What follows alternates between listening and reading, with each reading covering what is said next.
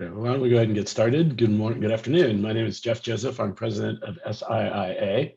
I want to thank you for joining today's webinar, Standards for Trust, How Industry and Government are Working to Combat Deepfakes and Inauthentic Content. For those of you who are unfamiliar, SIIA is an umbrella trade association based in Washington, D.C., connecting more than 700 data, financial information, education technology, specialized content, information and publishing, and health technology companies. Our diverse members manage the global financial markets, develop software that solves today's challenges through technology, provide critical information that helps inform global businesses large and small, drive innovation in education, and innovate for better healthcare and personal wellness outcomes. Across this diverse range of industry segments we represent, a common theme stands, namely, consumer trust in online content is absolutely vital to business success. Thus, the erosion of trust caused by the proliferation of so-called deepfakes and inauthentic content is a critical concern for all of our SIIA members, and frankly, for all those who seek to provide and access accurate and verifiable content and information online. Today's discussion will focus on solutions and shed some light on how industry-driven initiatives in cooperation with government efforts are combating this growing threat and helping to restore trust in online content. We'll begin our discussion today with an industry overview from Adobe, a SIIA member, accompanied by a technology demonstration from the Content Authenticity Initiative. This will be followed by a panel discussion featuring federal government experts from the Federal Trade Commission and the Defense Advanced Research Projects Agency, or DARPA, moderated by SIIA's SVP of Global Public Policy, Carl Schoenander. We'll leave some time for questions, so please use the Q&A function on your screen to raise your questions for our guests throughout the discussion. And with that, it's my pleasure to introduce Dana Rao, Executive Vice President and General Counsel of Adobe. Dana leads Adobe's legal and government relations team, along with the company's effort to address the issue of inauthentic content. Dana will be joined today for a demonstration by Andy Parsons, who's the Director of the Content Authenticity Initiative at Adobe. So Dana, Andy, thank you again for joining us today. And well, the screen is yours. Thank you. Appreciate it. Thank you, Jeff, for the introduction and your leadership on this topic. It's really exciting to be here with everyone to share Adobe's view on content authenticity and disinformation. We wanted to start off maybe by touching on the introduction that Jeff just gave, which is that deceptive content online. First, it's spreading faster than ever, but the stakes are high, as Jeff was saying. The rise of online misinformation impacts the public's trust in news and media that they consume online. And a common and shared understanding of facts and truth is essential to democracy. And we can see this every day. Public opinion is being shaped by events that didn't happen and by images and videos that depict events that never occurred. We were fortunate just to have an election in the United States where the industry stepped up to help identify and flag deceptive content. That was great. But the increasing power of technology and the speed at which information is being disseminated makes these current solutions that we have today problematic. By the time a social network can apply a label to a lie, millions of people have already been deceived and had their viewpoint shaped. And the companies themselves are put in this untenable position of being an arbiter of truth with its many shades of gray. As the imaging and video technology grow in power, it will become even harder to tell fact from fiction. At Adobe, our heritage is based on making the world's best creative technologies, which is why we're here today. We're proud of the impact our creative tools have had on millions of people's careers and their lives. But we recognize that powerful technology can be abused by bad actors in harmful ways. And we want to be part of the solution and not just accept these consequences as inevitable. We're committed to playing a leadership role in addressing the consequences of technology's advances. At Adobe, we refer to this responsibility as digital citizenship, and this includes an umbrella term for all of our efforts on things like AI ethics, disinformation, sustainability, privacy, accessibility, and others. We believe everyone has a role to play in addressing the consequences of how technology evolves in our society, to ensure that society continues to have this important voice and role in how we discuss these matters. When we think about content authenticity, we think there are three pillars in the fight: attribution, education, and detection. Content attribution, which is our main focus today, is a system that allows creators and publishers to securely attach identifying data to the content they publish and share. This lets consumers view and decide for themselves who and what to trust. The data that we attach provides information that ranges from identity, date, location, and even the edits that were made to the image along the way. Arming and empowering consumers with this information is crucial to increasing transparency in online content. People need a way to trust the content they consume. If we do not give them those tools, they will no longer trust anything they see or hear online, whether it is true or not. And if we lose that common understanding of truth, we lose the ability to have good, honest debates about policies based on facts that are essential to our democratic process. As we all know, education, the second pillar, is the key in changing consumer behavior. In addition to empowering people with the resources and tools to evaluate content, they must be educated to understand that there's a problem in the first place. That images and videos that they see online could have been edited in a way to deceive them. They must bring a dose of skepticism to their consumption of content. The best way to change consumer behavior is through persistent educational campaigns like we've done in the past on important topics like this. And detection is the third pillar as we think about this. And it's part of a long-term solution to online disinformation. Today, it's difficult to automatically reveal whether an image has been edited in a material way. It's a hard computer science problem. We believe that the challenges around detection are similar to those around cybersecurity. The power of editing will evolve, just like the power to detect. So in this moment, we've been focused on attribution as the first and most important step in the solution to this problem. In October of last year, with the New York Times and Twitter, we launched the Content Authenticity Initiative, or CAI. This initiative has the goal of developing an industry standard for content attribution. This is a highly technical issue, but a deeply human challenge, which is why we are working with a range of voices, expertise, and insights to make sure we get this right. In August, we announced an important milestone in the progress of our initiative. Working with a leading set of companies and institutions, including our founding partners, Microsoft, Qualcomm, BBC, the Canadian Broadcasting Corporation, among others, we published a technical white paper that outlined the very specific details of the approach of content attribution. This white paper is just the first step, but an important step in creating a CAI industry standard. This solution, content attribution, it only works if everybody can implement it, whoever you are, wherever you are in the industry. And that's the goal that we Adobe have. Just recently in October at our annual creativity conference, MAX, we introduced a prototype of our CAI attribution tool in Photoshop. This beta release is the first proof of concept of the CAI pipeline from creation to publication. And in just a few short minutes, my colleague Andy Parsons will show a demo of our new tool. The government has an important role to play in detection, research, and development, and helping society further understands the risks posed by inauthentic content. Legislators on Capitol Hill, government agencies, and other stakeholders are working to address the issue of inauthentic content.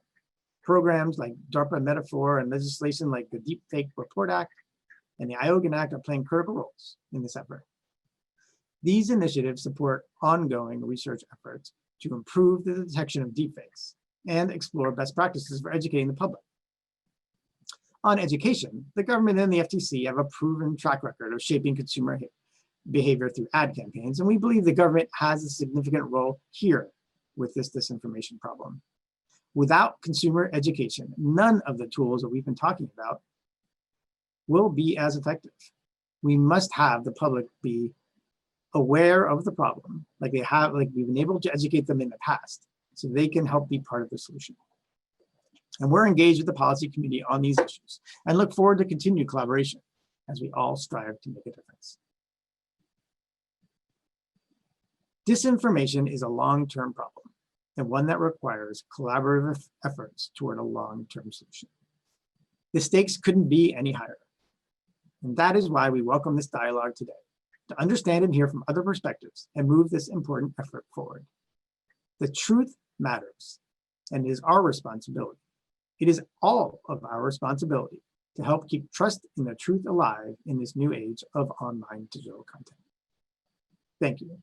I'd like to now hand this over to Andy Parsons, Adobe's Director of the Content Authenticity Initiative, for a demo of Adobe's tools.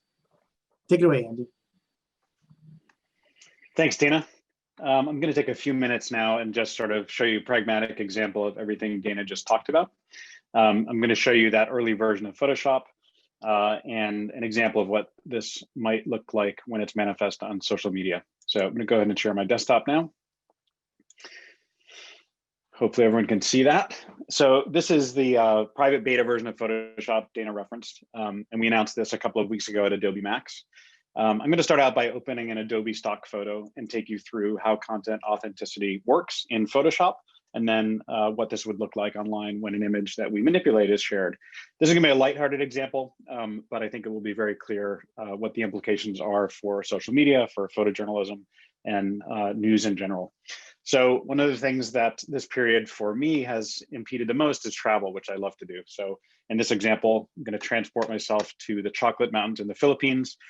This is a stock photo that happens to come from Adobe stock.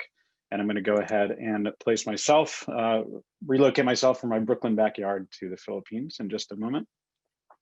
So I'm going to place an embedded object here.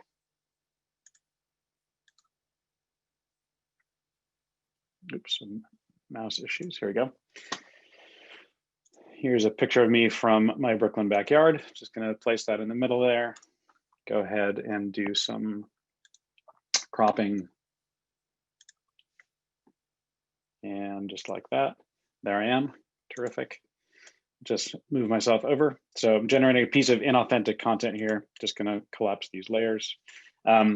One of the interesting things that was unveiled at Adobe Max alongside this version of Photoshop was something called sky replace. So true to typical Adobe magic, this doesn't just replace the sky in the background, but it will also relight the subject in the front. So we're going to use that to demonstrate how we capture that AI was used. Click on sky replacement. And then we'll make the sky cloudless, punch up the color a little bit, call that done. Okay, terrific. And then, okay, so now I'm going to open up the content authenticity panel in Photoshop. And this will show you an important guiding principle of the initiative, which is to make sure this is opt-in. We're not forcing anyone to use this. It's purely an opt-in solution. And even when attached data here is turned on, you can see there are granular levels of what is to be shared. We can share a thumbnail or decide not to show a thumbnail.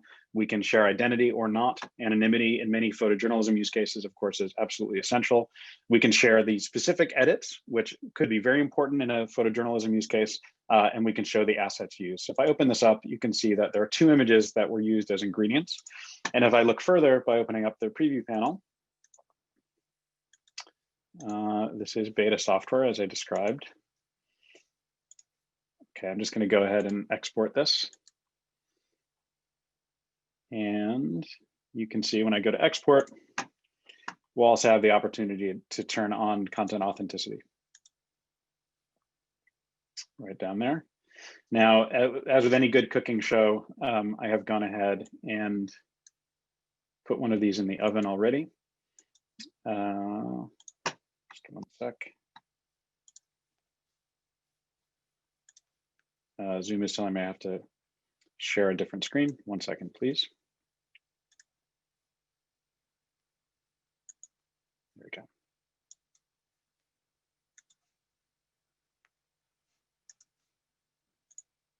Okay, hopefully you can see my browser now.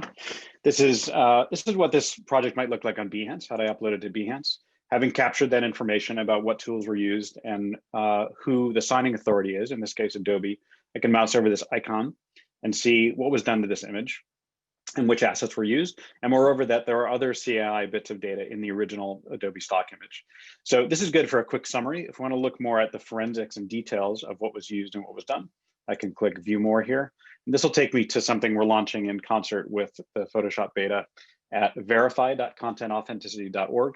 And here I can see the original all of the details over here on the right behind the original. And then I can even compare to see sort of an A/B comparison to see what journey this particular image took. And here it's very obvious that the sky was altered and that this person from Brooklyn was inserted.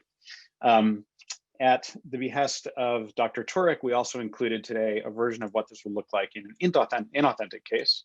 This is the same example, but in this case, we have left what we call the golden path, where there is not a SIIA claim of data between this image here on the left and the one with the red icon. And that would indicate to a user in this preliminary UI that all of the data that is encompassed in the original stock photo cannot be verified, but those same claims have been carried along. And this goes to our other guiding principle of pure transparency. As Dana said, this is about providing data to platforms, but also to end users. And in this case, we're showing end users exactly what transpired for them to use their own information to make judgments about whether or not to trust this particular piece of media.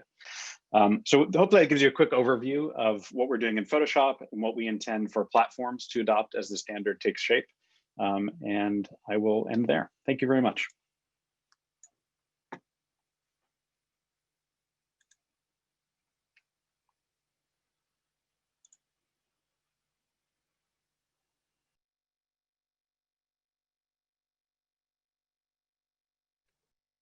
So thank you, Andy, for that very interesting presentation.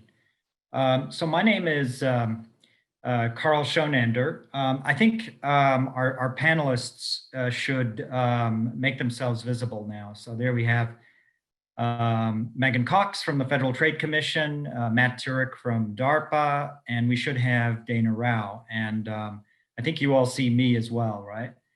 Okay, great. So thank you very much, as I said, Andy. So my name's Carl Schonander, and I'm the Senior Vice President for Global Public Policy at the Software and Information Industry Association.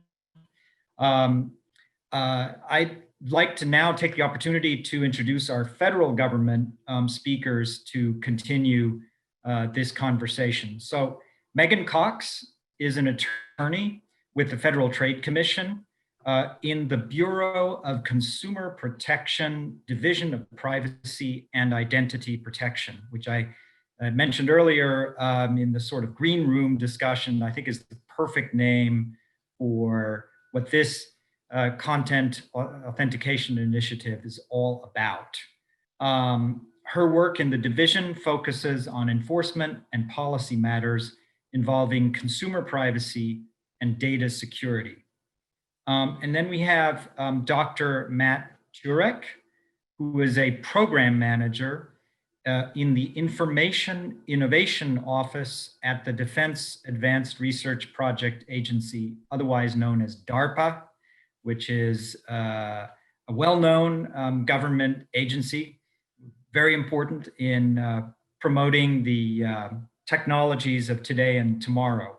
His research interests include computer vision, machine learning, artificial intelligence, and their application to problems with significant societal impact, which of course SIIA has.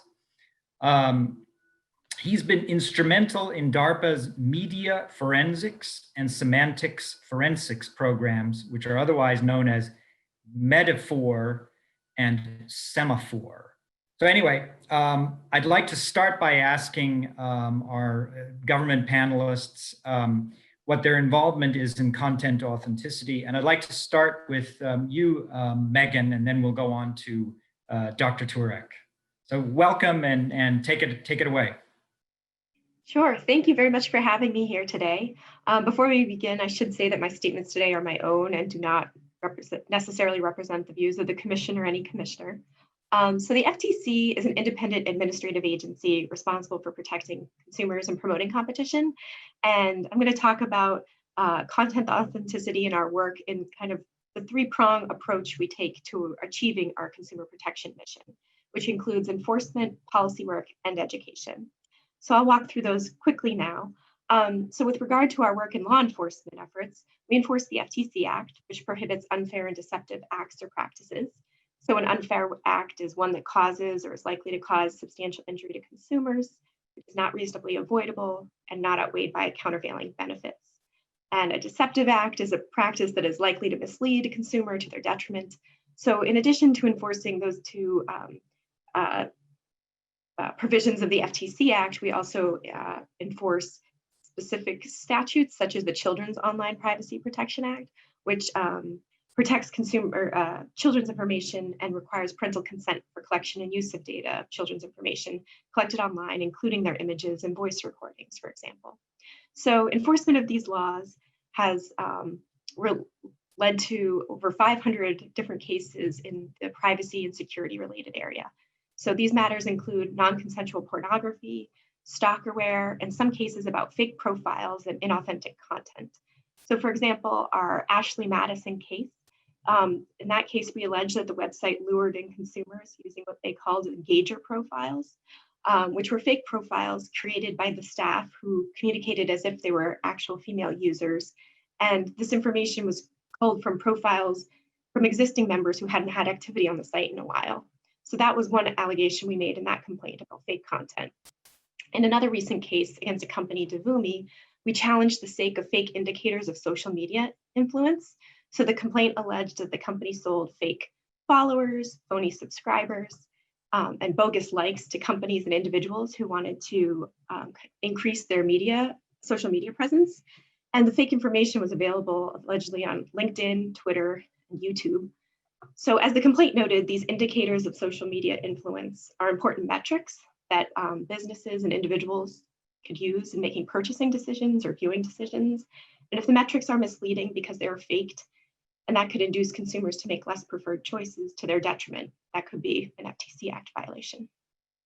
So that kind of covers our law enforcement efforts. And then quickly, I'll just talk about the next prong where the Commission has undertaken certain policy initiatives to achieve our consumer protection mission. And I think relevant to this space is how we hold workshops and issue reports and blog posts following different studies we have done. And recently in 2020, we held a workshop on deepfake audio, where we study the technology of voice cloning. And we gathered together stakeholders to talk about the technology, the positive use cases, potential harms it could pose in the form of fraud, cyber stalking, or sextortion. So we learned a lot about that and how deepfakes are accelerating in use. And there's a need to be forward thinking on this issue. So that's another reason I'm glad we're all gathered here today. And then finally, we can talk more about this as we get into our further questions. But the third prong of the FTC's approach in accomplishing this mission is education of consumers and businesses.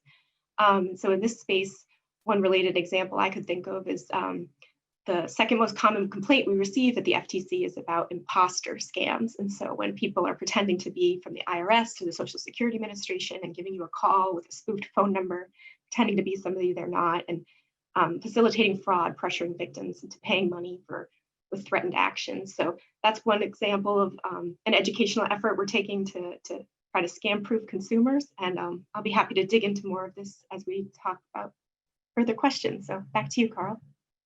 Thanks, Megan. Appreciate that. Dr. Turek, we're very interested in your work, especially the metaphor and semaphore projects. Metaphor is probably not anything to do with medicine, but please enlighten us. It isn't. So, Carl, thanks and appreciate the introduction. For those of you that don't know DARPA, it was founded in 1958 in response to Sputnik. It's technically falls underneath the Department of Defense, and the mission of the agency is to prevent strategic surprise, the sort of surprise that was caused by Sputnik. And we've been involved in developing key technologies you probably use in your everyday life, such as the internet and GPS and things like Siri, and also foundational investments actually in vaccine development, which are obviously very important now and have been accelerating the development of COVID vaccines lately. So some of those foundational technology investments include the programs that Carl mentioned. So the media forensics or metaphor program started back in 2016. So this was before the term deepfakes even existed. And the goal of that program is to build automated algorithms, automated techniques that can look at an image or video and determine whether it was manipulated or not. And not just determine if it was manipulated, but provide a quantitative measure of the integrity of that media asset, of that image or video. And the reason why that quantitative measure of integrity is important is because it allows you to do things like filtering and triage and prioritization at scale. And obviously, humans will be involved in the decision-making process, but the automated algorithms, you could think of them in a sense like spam filtering, deprioritizing some sorts of media and prioritizing others, particularly for analyst review. Metaphor is wrapping up now. As I mentioned, it started in 2016. It was a large research effort, hundreds of researcher years of effort across academic and commercial industry teams. And that really provides foundational technology for industry, both to turn into commercial products and also to support transition partners such as members of the Department of Defense, the intelligence community, or law enforcement in the US government. We have a follow-on program, the Semantic Forensics Program, that kicked off in August of this year. And the goal of that program isn't just to detect manipulated images or video, but also to support attribution. So does media come from where it claims it came from? And to do characterization. So was media falsified in order to have a real world reaction, for instance, to go viral or to cause a particular outcome? And so that's another large scale 4-year research effort. And again, the goal is really to provide foundational technologies that can both support commercial industry and our government transition partners. And so with that, I'll hand it back over to Carl. Thank you. Thanks, Matt. Appreciate that. So I'll be, just so the audience knows, I'll be monitoring the Q&A, but in the meantime, I'm going to be asking the panelists a couple of follow-up questions. And I thought I would start with you, Dana. I know that Adobe is very focused on the standards part of this. And I actually reread the white paper that the company put out, I think in August, about this. And one of the things that comes out in the white paper is that this needs to be scaled up. So I'm wondering if you could talk a little bit about how to, I know you already have great partners. You've got, the New York Times, and you've got Twitter, and you've got Radio Canada, and you're working with the government and all of this. But how do you scale this up, and how do you get widespread adoption of the standards you need to make this sort of a more universally accessible tool?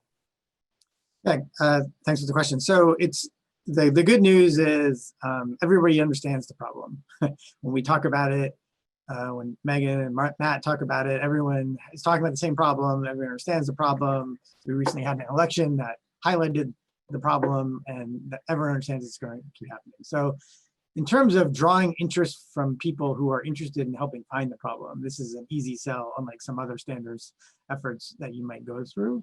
We had a conference back in January where we brought together, I think it was over 60 different companies who are interested in talking about content authenticity, and that ranged from everybody in the industry that you know of. And that showed everyone's interest in finding some solution. And out of that, we said, let's take a few of them, and we had picked a few, as we mentioned, but Microsoft and the other companies you mentioned, I won't repeat.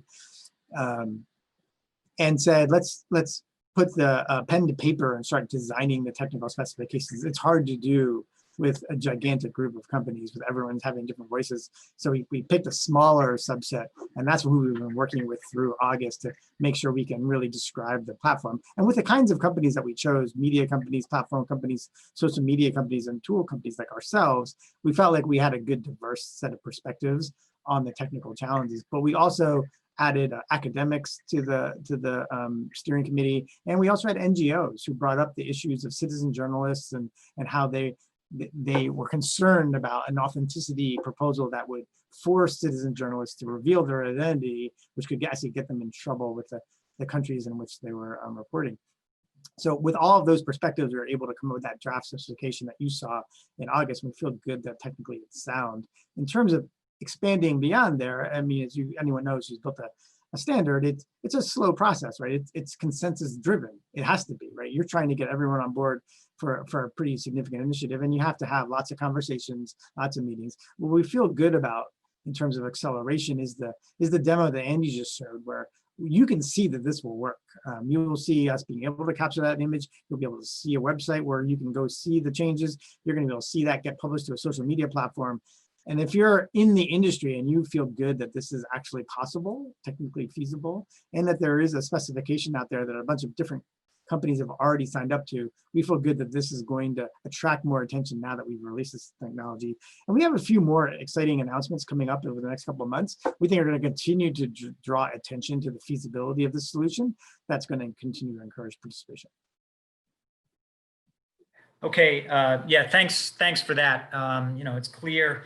It sounds like, in the internet world, people talk about the multi-stakeholder process, and it sounds like what you're engaged in is very much multi-stakeholder in the sense that you're working with NGOs and with media organizations and other companies, and good luck, because it's obviously you've obviously already been successful, but it needs to continue.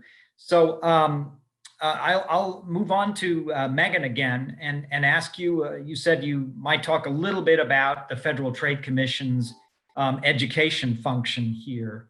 And maybe you can talk about it generally and how it could be applicable to making consumers more aware of the content authentication initiative and what it can do and cannot do for them, I think would be the question. Thanks. Go ahead. Sure. So yeah, at the FTC, we have a whole division of consumer and business education that has a mission to give consumers the tools they need to make informed decisions and give businesses the tools they need to comply with the law.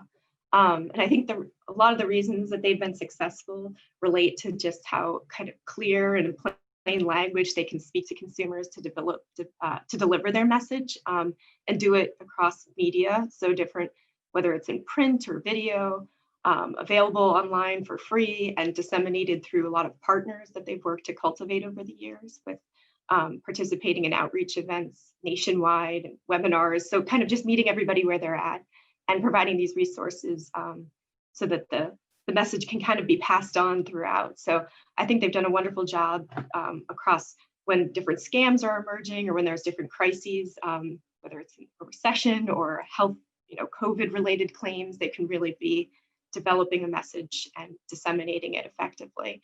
So that's kind of the issues that they've dealt with a lot over the years. And one thing that came to mind too was something that they've worked on, which is this game Admongo, which I thought was a clever example of giving kids critical thinking tools to analyze ads, to understand, what is the ad saying? What does the ad want me to do, for example, and kind of equipping consumers with that kind of critical thinking skills. And so that's something that I also came to mind when I was kind of reviewing this and thinking of like what outreach has been done across fake and inauthentic content. So those were some of the approaches that I had imagined. And I think more broadly than just consumers, but bringing together other industry stakeholders is something we've done a lot in different workshops and hearings. And so I think that's something that the FTC can continue to do, to bring together various people in industry to talk about the different uses and the challenges that are coming to the fore and how to navigate those with a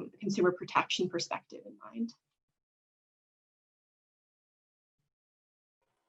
Thank you very much for that, Megan. I think we're all, let's see, am I unmuted? Yeah, I am. I think we would all love to help you in that sort of ongoing effort. We have our first question from the audience. I'm going to give each panelist equal time, but when I get a question from the audience, so I'm going to get back to you, Dr. Turek, but when I get a question from the audience, I'm going to take it. I think it's probably best directed to Dana Rao. It's from Robin Sherman, and he asks if, as part of the CAI initiative, whether you're working with something called the Trusting News Project, the Society of Professional Journalists, and the Trust Project. Yeah, and Yeah, I'm unmuted. So we've worked with a bunch of different organizations. I'm actually not 100% sure of all of those names. We've definitely worked with the Trust Project, and we've had outreaches from all of the journalist organizations in our discussions about the issues. But in terms of a deep relationship, the ones we've most worked with is something called the Origin Project, which is founded by the BBC and the CBC with Microsoft, and having that focus on professional journalism is been their focus on how do we ensure the workflows in the news organizations are able to carry these attributions along with them. And so that's been the place we've been working with, but maybe the Trust Project is another one. A lot of these projects are called the Trust Project, so it is also possible that we've worked with the Trust Project specifically. Okay, thank you very much. We have two other questions from the Q&A section, but now I'm going to pivot back to Dr. Turek. I'm going to ask you a little bit about DARPA and its mission, because I think people are really curious about your agency. And that is, you know, you are located within the Defense Department family. So your primary mission is at least related to national security. Yet everybody, or many people, know that DARPA and its predecessor, ARPA, has done a lot of research that has a lot of civilian applications. So I'm wondering if you could talk about how DARPA views its role within the broader US tech innovation ecosystem. Sure. So, I mean, certainly, particularly in the case of, let's say, of the media forensics or Metaphor program, we want those foundational technologies to get out there. I think it's of advantage to the U.S. government that defensive technologies that can combat disinformation, that those be broadly available. And so, as you mentioned, we've certainly had significant impact, DARPA as an agency, on commercial technology. But this is another place where we're looking to have our investments have that sort of impact. So most of the work that we're doing on the programs is getting published in academic venues. The institutions that are developing the technologies, they maintain their own intellectual property rights. They have the ability to license those or to engage commercially to build commercial products or to provide software open source. Some of that has happened on the program. Some of the capabilities have been open sourced, the architecture around prototype systems, things like that. And so again, those are things that are foundational capabilities that commercial companies or either additional academic research can build on. We also look to really have good outreach in the technical community. So we're heavily involved in research workshops, in organizing them and contributing publications. That's really helping drive the research community. Prior to, I guess, disinformation becoming such an obvious threat, and certainly prior to investments from Metaphor, it was actually difficult to publish research papers in this space. It was really a niche technical community that existed to do things like content authentication. Now that's changed because of just more broad spread interest, but also the significant amount of investment that we've made, in particularly in the academic community, I think has really driven a lot more development there. And again, all those technologies generally are broadly available through the research community. Thanks, Matt, for clarifying that. I think those of us in industry are really interested in this because there's a lot of discussion about foundational technologies, of course, and what to do about them and what not to do about them. We have a couple more questions, and there's a couple from Tara Hairston where I think that maybe all the panelists can address.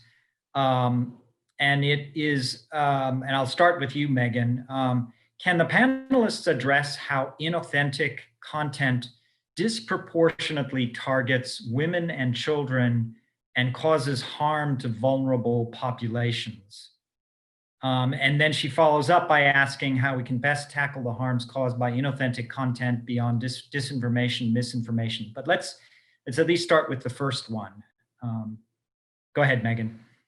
Sure. Thank you. Thank you for the question. I think it's an important aspect to talk about. In my work, I've worked on non-consensual pornography cases and stalkerware cases where certainly women have been the majority of the victims. And I think in learning through our workshop on audio deepfakes that we had earlier this year, I learned a lot from one of our panelists coming from the DOJ who talked about different crimes that she saw this facilitating more effectively in a negative way, whether it's cyber stalkers who can pose as a victim and put up solicitations on with either voice or video or audio content that is deepfake to solicit online. And if they can mimic the voices, the ability to do this is enhanced. She also talked about sextortion, where people could create fake sexually explicit images or steal sexually explicit images and then threaten that they will be revealed to everyone or certain fallout will occur. And audio can also make this, and video, can make, whether it's real or fake, it can be used. And if it can be faked more easily, it will be more broadly used to threaten individuals.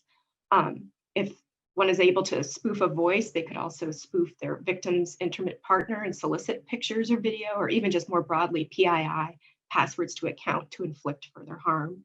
And then another interesting example was more swatting threats being effective, because if somebody were to call 911 and to pretend to be the victim and calling the police and soliciting them to the victim's house, it could be violence by proxy and put the victim in danger. So I think all of these occur and have an overlay of maybe a more vulnerable population among women being the majority of victims. And that was something that I think is something that was learned and brought to our attention, and is something we're thinking critically about. And for my work on these cases, I know that there's no putting the toothpaste back in the tube, even if these are images that are faked, but when solicited with one's face on it in a video, or even if they're taken down off the internet, you never know that it's all taken down from everywhere. And once people have seen an image, some of the harm is caused. So this is something that we know that enforcement is a trailing effect and that it's not enough. And so we hope that there's more to do in detection and getting it quickly taken down. Mm-hmm. Thanks, Megan. Dr. Turek, Matt, do you have any comments on that? Sure. I guess I'll start by saying DARPA is not an operational organization. So what that means is we're really responsible for developing the foundational technologies, but we don't have systems that are out there monitoring the internet. Although that shows up in lots of sci-fi books, but that's not the reality of our mission. But these issues do impact how we execute that technology development. So it informs the sorts of use cases that we look at. It informs our partnership with law enforcement agencies, which actually have some unique technical requirements in this area. For instance, law enforcement uniquely might need to refute someone's claim that this is actually manipulated media. So you could imagine a defendant falsely claiming that evidence against them has been manipulated. That's sort of the reverse of what we think about in terms of things like deepfakes. And so some of our partnerships with FBI and others in law enforcement have sort of raised those sorts of issues that we work on from a technical perspective. Another way that we concretely support law enforcement is through that publication mechanism. When they go to court, there's something called the DARPA criteria that they often need to apply to bring technical mechanisms to legal proceedings. And oftentimes that involves whether there's a technical standard or a technical publication, or whether a capability has been accepted in the technical community.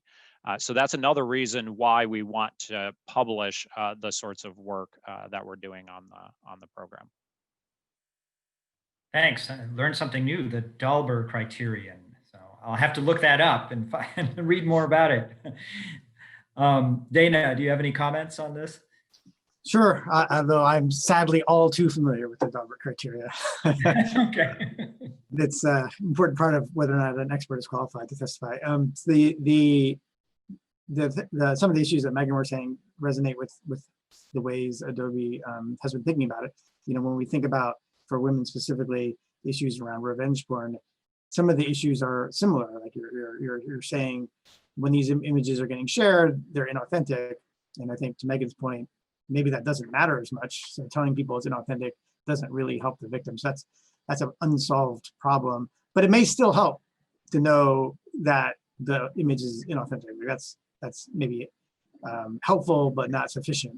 And if that's helpful, then some of the work SIIA is doing is still helpful in that arena. Maybe an evolution of the system, maybe more to Matt's point, will also help identify and make it easier to bring claims, copyright claims against someone who has altered the image. And that would be good as a deterrent for people who are creating these images without the consent of the people in them. So you could see an evolution of this helping address that specific scenario, and we certainly talked about it, and we hope we would be able to do that with the foundation that some of the technology that we're talking about today would build.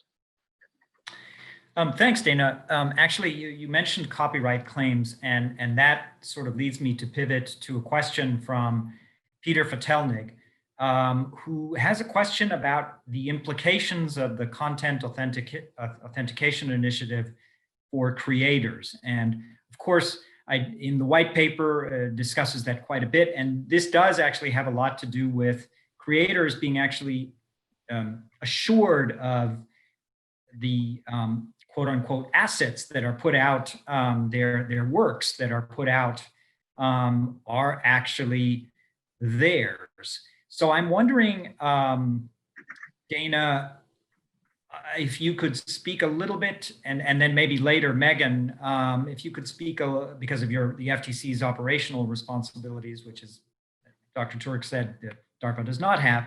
I wonder, Dana, if you could talk a little bit about the implications for creators. Were the SIIA to become a more universally adopted standard? Absolutely. This is one of the two reasons we started down this road. One was to help address the disinformation that we see out there that's potentially caused by powerful editing and deepfakes. But the other one was directly from our customers. So as you know, as you mentioned at the top, Adobe's world leading provider of creative software. Most of our customers are creative professionals, and they've always asked us what we could do to help them with attribution. Once social media became prevalent, it became very easy to distribute their work and strip their attribution away from them. And so when we designed this tool, one of the key problems we were trying to solve and offer it as a free service to our customers is you can attach your identity. Again, it's an opt-in tool. You can attach your identity to an image, not because you want to prove it's authentic, but because you want your name associated with this image wherever it goes. And that's the power of the content authenticity tool that we're providing, is it will allow you to cryptographically add your name to this image, and then wherever it goes on Twitter, it goes on Facebook. If somebody wants to know who created that, they can show it was them. And if someone copies that image, we'll have the ability to show not only who did it, but when they created the image. And so that will be very important in helping settle a copyright claim that they may want to bring. I realize I probably should have had somebody from the Patent and Trademark Office or the Copyright Office on this panel as well. Maybe next time we'll do that. But Megan, I'm wondering if you have any comments on this aspect of the initiative. Yeah, I think it's great to attach one's identity to be able to follow that thread through to different social media platforms, because I think, as I mentioned in my opening remarks, we've had some challenge some certain companies' practices with regard to faking certain amounts of these metrics on social media. And I don't think that we've implicated images in that yet, but I think that could follow, where it's an interesting theory, but it's something to think about, because I think wanting to know that the content's legitimate, that endorsements, for example, are real, and if they're being faked, to what negative consequence in terms of like the consumer's impact in their decision-making process. So I think it's great. I think it's wonderful that it can be an opt-in technology where individuals can choose to put their identity out there too, in terms of the different rationales that people have in terms of wanting to control their content and what Dana was able to articulate. Great. The other thing that came out in the white paper was the fact that people could be identified, but also that people's privacy could be maintained. And I'm wondering if, Dana, you get the last question on this, then I'm going to move on to the other panelists. I wonder if you could explain how the initiative manages that trick of making sure people's content is attributed to them, but if they wish to remain private, which has human rights and other implications as well. Yeah, absolutely. That's what I was alluding to before. So the SIIA, first, for everyone's benefit, is an opt-in process. So you, as the creator, you can choose to opt into the system or not. And the reason we built it this way, and as I mentioned, we worked with NGOs sort of alerting us to the problem. You can choose, you don't want to do this at all. It just means your work may not be trusted, because our hope is someday, with the FTC's help, people will be skeptical about the content they're consuming, and they're going to expect that they've gone through some authentication process if it's something important that they're reading about. President visiting a country or a wildfire occurring somewhere, they're going to say, did this photojournalist go through the authentication process or not? And that's going to be part of that trust decision the consumer is making. But if you choose not to put your identity, or you choose not to do this at all, then you're just sort of risking that. But what we have given is the extra option of opting in, letting you go through the SIIA process, but not attach your identity at all. So you can be anonymous. So you can capture all the other information. You can put your location. You can put a location where the picture was taken. You can put the date and date and time, and you can also have that history of edits. So you can put everything, but not your identity. And that still allows for people to participate in this authentication process, provide maybe 80 to 90% of that authentication information that people can use to trust the image, but still keep themselves private if that is what they want. Thank you.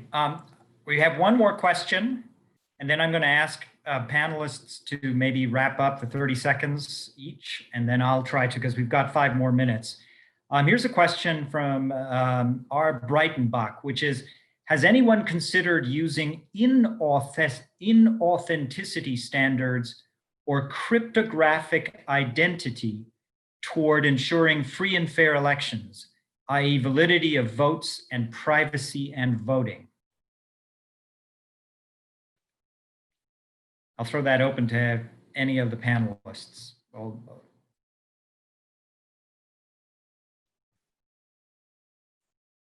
Megan, I see you unmuted yourself.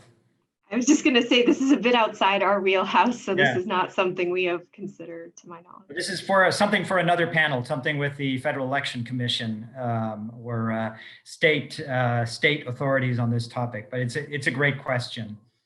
So I'm going to ask, since it is now 1:56, and I'm going to ask each panelist to speak for about 1 minute, sort of wrapping up.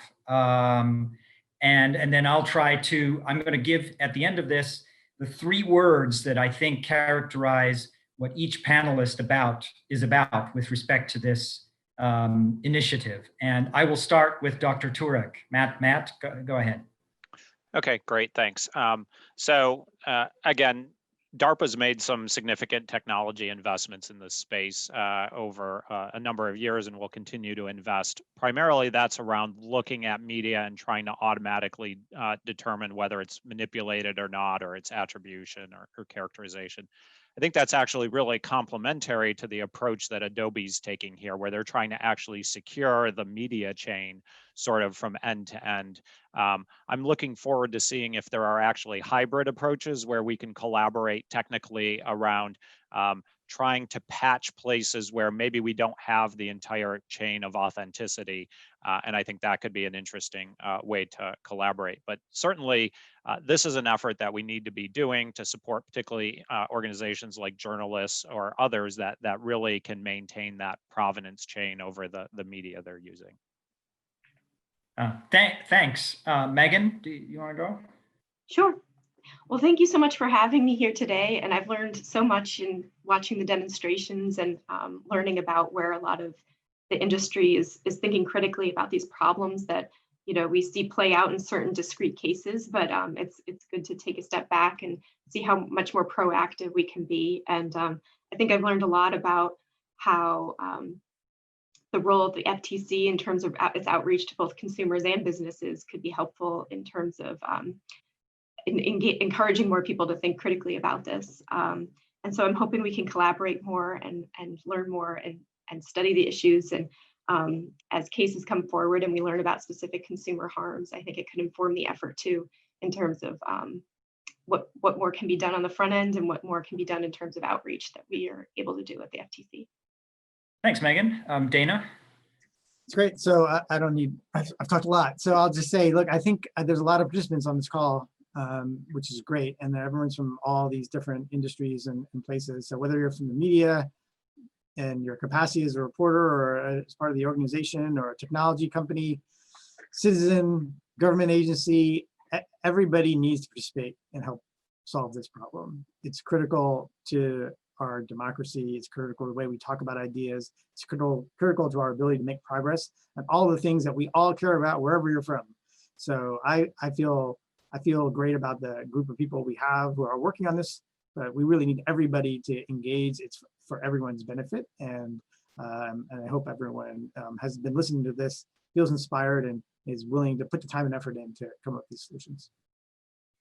So thank you very much. I want to thank Dana, thank Andy. I want to thank Matt. I want to thank Megan for doing this. I think this really does show the importance of sort of government industry collaboration, dialogue. If I and we at SIIA really want to continue this, and I can see at least one panel on IP and one panel on elections, and there's a lot of things that we can talk about. If I had to use 3 words, I would say that Megan Cox's Federal Trade Commission is all about the operational side, enforcement, and education. Foundational technologies is what characterizes DARPA. And I would argue that what Adobe is trying to do is create global standards for this. So that's what I hope people in part take away from this discussion. With that, I think I'm at 1 minute over. So I will close the discussion and once again, thank everybody and wish everybody a good afternoon.